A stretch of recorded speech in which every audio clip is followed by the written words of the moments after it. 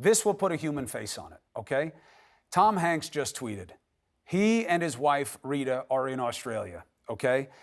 They don't feel great. They got tested. They have coronavirus, okay? What to do? Medical officials have protocols that must be followed. We will be tested, observed, and isolated for as long as public health and safety requires. Not much more to it than a one day at a time approach. No, we'll keep the world posted and updated. Take care of yourselves. Hanks. David, no, look, obviously, we're not just worried about celebrities getting sick, but the idea that you got Tom Hanks, who's one of America's beloved celebrities, obviously, and his wife in Australia with coronavirus, already tested, right. And figuring it out, and they're having rules in place of what they're going to do, tells you two things. One, wow, this could hit anybody. And two, why does he seem so calm about how they're handling it in Australia, and why isn't that echoed back here at home? Right, and that's the challenge, and that's the challenge for the administration. The president didn't address testing, and the fact that, at my doctor's office, which, has lots of great services, they can't do tests yet. So there is a backlog, and people are going to be watching this, and they're taking all of this in, and they're anxious. And I would say as well, when you see celebrities have it, a lot of people are paying attention to that. But I will say, one of the byproducts of our political age is that we don't have a lot of trust in institutions. People look at leadership through a political lens.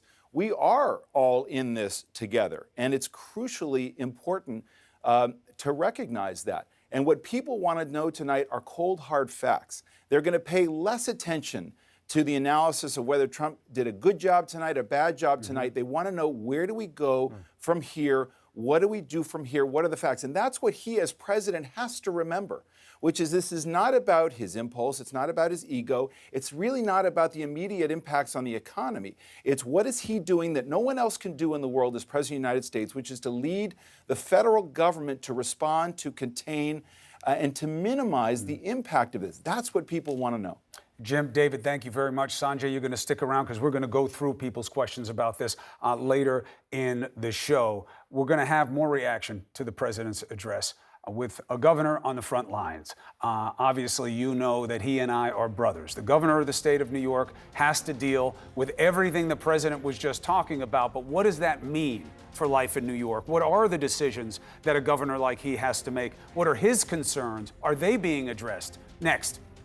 Other than wartime and major terrorist events, we just heard the heaviest address from a president in a generation. He wanted time on prime time to discuss what is happening with the federal response to the coronavirus outbreak. Now, I want to do something special tonight. My brother, as you know, is the governor of New York.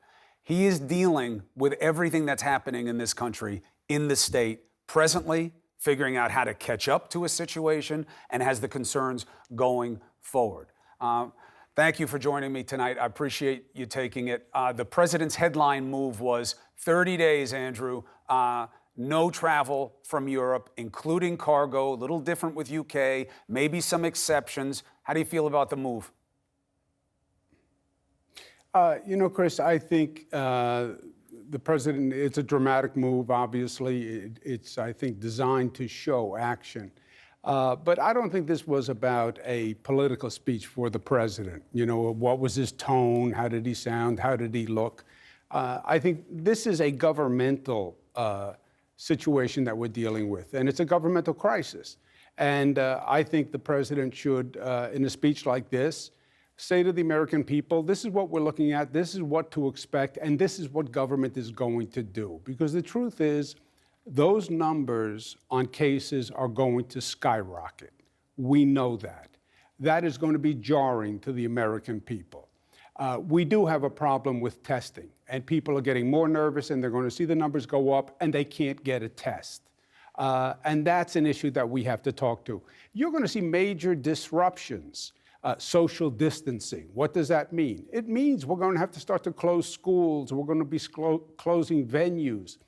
Let the American people know that that's coming. Reducing density. What does that mean? There are going to be major governmental actions that have to be taking place. The American people have to be ready for it. They have to understand that the government is in charge, the government is mobilized, the government is competent, it's capable. And when you see these big changes coming, don't be nervous because it's part of a plan. And that's what I would have liked to hear from the president tonight. Here's what your government is going to do at this time of crisis. Yes, it's going to be a disruption. Yes, you will feel anxious, but it's going to be okay at the end of the day. So two things for you. One, how true is it what he said about the rapidly ramping up of testing and then it's getting out there and just about anybody who wants one can get one? And second, you did something that was a surprise move for people in New York. It turns out like the big bucket of cases that you're dealing with right now, I think it's 121 of them, is in Westchester, which is not a place where people expected them. So you created this containment thing. And that came as a surprise to people. And how did that play, that move, in terms of this is what we have to do and in this random place where people wouldn't have expected it? And are you getting more testing and more stuff from the Fed? Are you catching up? Well, you're right. First of all, it was shocking to people. And that is my point. This is not about a foreign virus, whatever that means. It's here. It's community spread. It's much more prevalent than we know. The testing does not reflect what it is. These are not random sample tests. It's because we have no testing capacity. That's why the numbers are low. If you actually had testing capacity, you would see how high the numbers are already. And as we do ramp up testing, you're going to see those numbers go sky high. And if you don't have the American people ready for it, it's going to be a problem. We are way behind on testing. And if you look at the other countries, you look at China, you look at South Korea, you see how they turned that curve. It was with very aggressive testing where they got ahead of it. You had maybe 200,000 tests per day in China, 15,000 tests per day in South Korea. We haven't done 10,000 tests since they've started testing.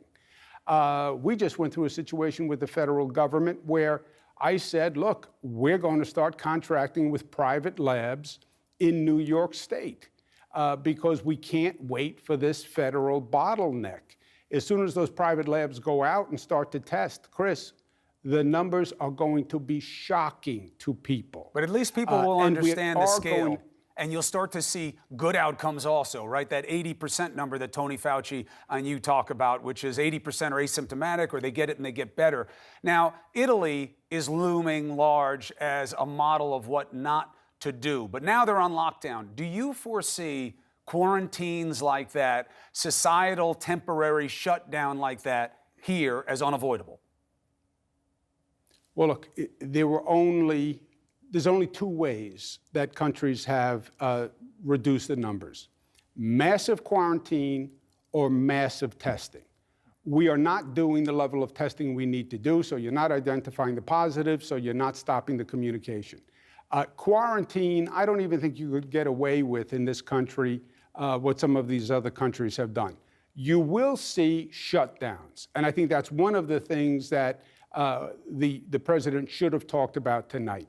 You're going to see closing down of venues, schools, large gatherings, because you don't have an option. You're never going to bring the testing up to capacity in time. We're going to try, we're going to scramble, but it's not going to happen.